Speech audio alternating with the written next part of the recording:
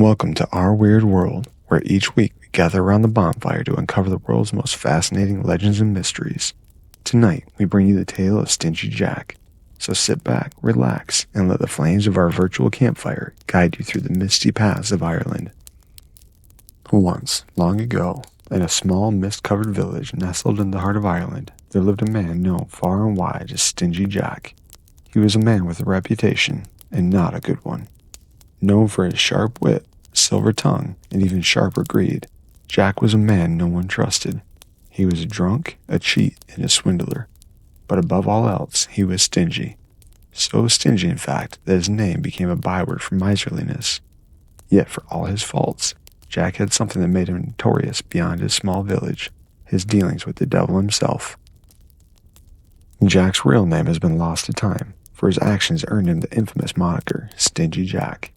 He has spent his life cheating friends, neighbors, and strangers alike. It was said that no man could trust Jack with even the smallest coin, for he would find a way to steal or withhold it. His trickery extended to every part of his life. Jack was a man who would make promises he had no intention of keeping, and would deceive others, not out of necessity, but for the sheer pleasure of it. His mischief and manipulation earned him the ire of many, but Jack remained unbothered. He reveled in the notoriety. He was proud that no one could outwit him, and he wore his reputation as a badge of honor. In his mind, his cunning had made him untouchable. But Jack's tricks were not confined to the mortal world.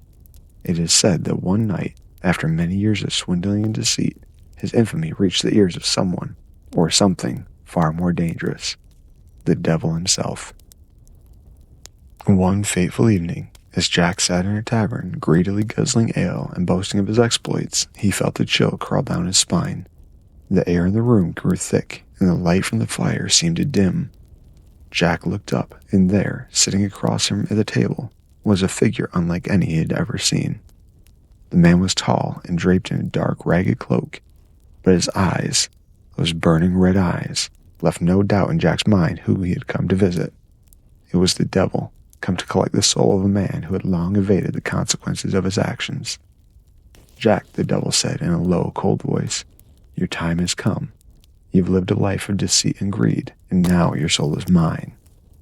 For the first time in his life, Jack felt fear, but he was quick to recover.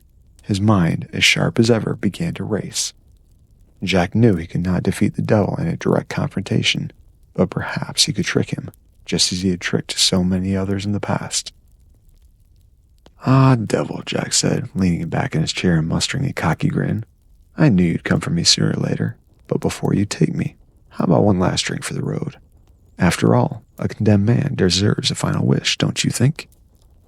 The devil, intrigued by Jack's audacity, hesitated for a moment. Amused by the man's nerve, he agreed.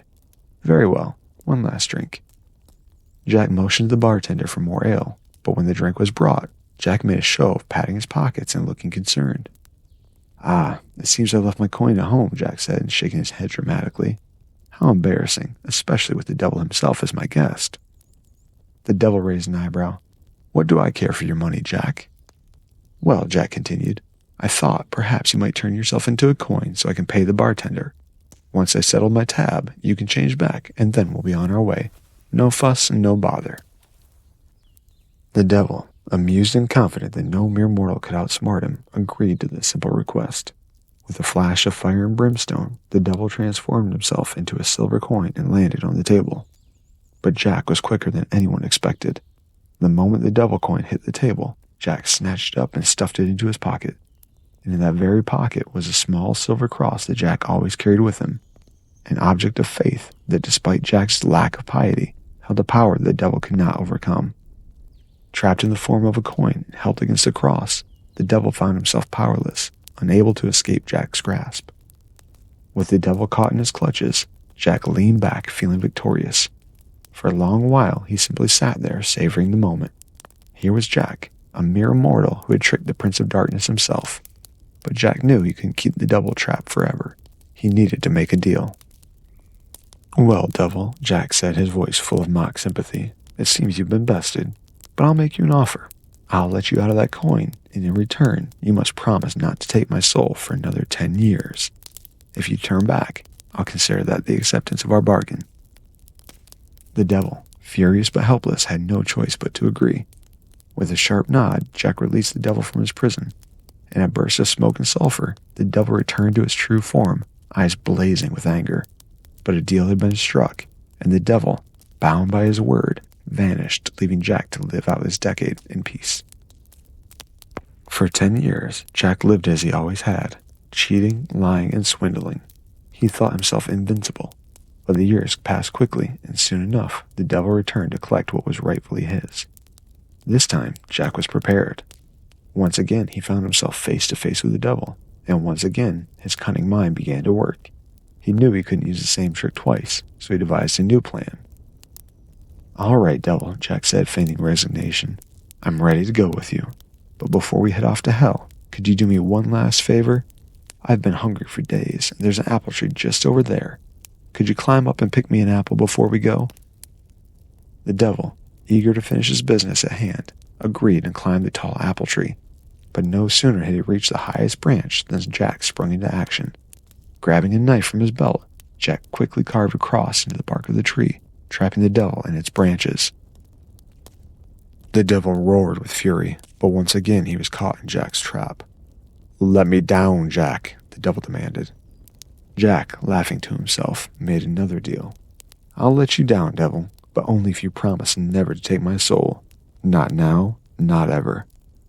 Enraged but defeated once again, the devil had no choice.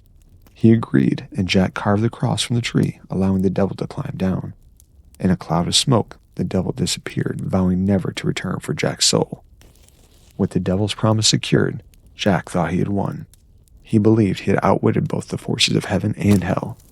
But, as with all things, Jack's time on earth eventually came to an end.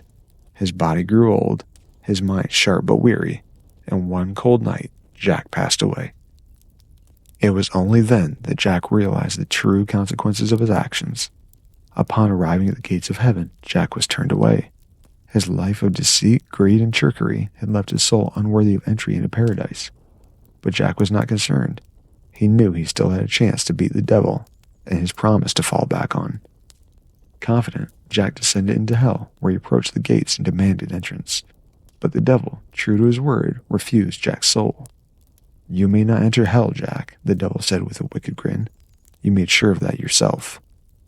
Jack, for the first time in his life, was struck with the full weight of his situation. He was barred from heaven, and now even hell himself had rejected him. Despite this, he pleaded with the devil for mercy, for some way out of his eternal wandering. But the devil was unmoved. He tossed Jack a single burning coal, saying, "This is all you'll have to light your way. Now go." And so, Jack was doomed to wander the earth for all eternity, his soul trapped in limbo, with only a burning coal to light his path. Jack hollowed out a turnip, his favorite vegetable, and placed the coal inside to serve as a lantern. From that day forward, he roamed the dark and empty roads, forever searching for a place to rest, but never finding peace. As the years passed, people began to speak of Stingy Jack, and his story spread far and wide. They called him Jack of the Lantern, or simply Jack-o'-lantern. On dark nights, travelers claimed to see a mysterious figure wandering the countryside, holding a lantern made from a hollowed-out turnip, its dim light flickering in the mist. Over time, as the legend crossed the Atlantic with the Irish immigrants, the turnip was replaced by the pumpkin, which was more plentiful in the New World. And so, the tradition of carving jack-o'-lanterns on Halloween was born, a symbol of the lost soul of Stingy Jack, forever wandering between worlds of the living and the dead. To this day, on All Hallows Eve, people place jack-o'-lanterns outside their homes, both as a ward against evil spirits, and in memory of the man who tricked the devil, but could never escape his own fate. And somewhere, in the dark and lonely night, Stingy Jack still roams, his hollowed lantern flickering in the mist, forever seeking a place to call home, but destined never to find it.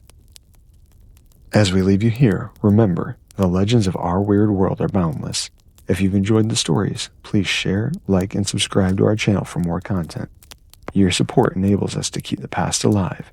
Until next time, stay curious and beware shadowy figures with glowing lanterns.